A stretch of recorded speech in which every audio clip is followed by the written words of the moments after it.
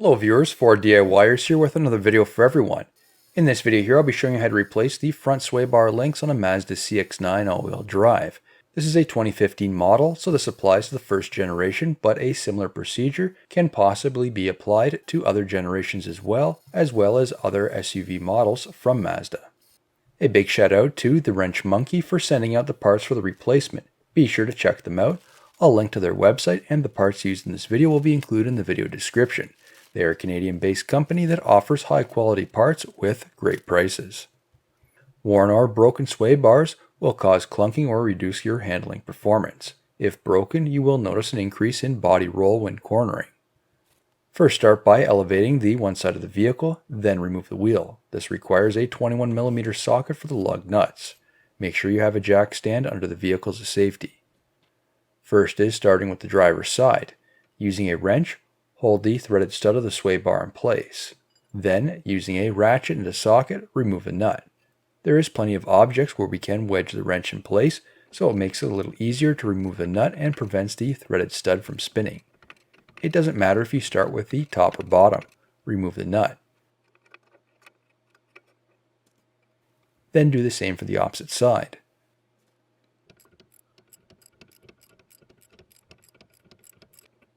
Finally, remove the old link.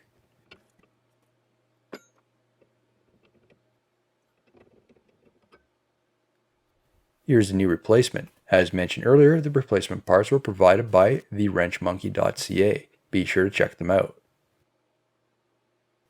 Install the new sway bar link. You may need to adjust the threaded stud slightly in order for it to align with the holes in the control arm and sway bar.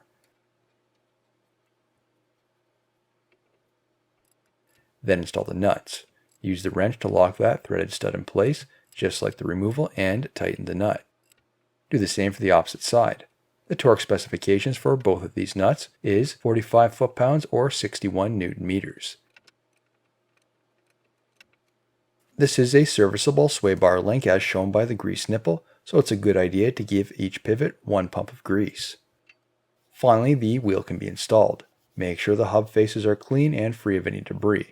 A wire brush can be used on the rotor side, and then a brass wire brush on the back of the aluminum wheels.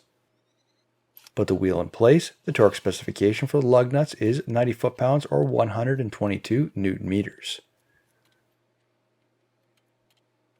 Moving on to the passenger side, again is elevating the vehicle, remove the wheel, and place a jack stand under the vehicle as a safety.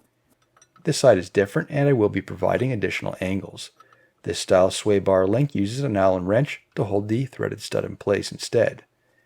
Typically these aren't great as the Allen head can strip out due to rust, where you're left with cutting out the old link. I did clean the hole with a pick and hammered in an Allen wrench to make sure it fits tight. A wrench can be wedged in place to hold that nut. Then the threaded stud is rotated to be removed. Penetrating oil was used as an assist in the removal. Eventually it did strip out, and I had to use another method for the removal, which you'll see in a moment. Moving on to the top nut, again is using the same process. This one was able to be fully removed. Back to the bottom one, I broke the link from the ball using a hammer. It fits into a nylon insert, so it's not too hard to remove. I tried to use locking pliers on the exposed portion, and this was working fine until it wasn't. Locking pliers were used to hold the threaded stud somewhat in place, and then a die grinder was used with a cutting disc to cut out the old stud. Be extremely careful as this is quite close to the CV joint boot, and we don't want to damage this. Install the new sway bar link. If the holes do not match from the distance of the link, then you may need to raise or lower the control arm with a jack. Sometimes you can pry the sway bar down a small amount to help with the alignment. Install those nuts and tighten. The torque specifications for both of these nuts are 45 foot-pounds or 61 newton meters. Again, each of the joints have a pump of grease as they are serviceable joints.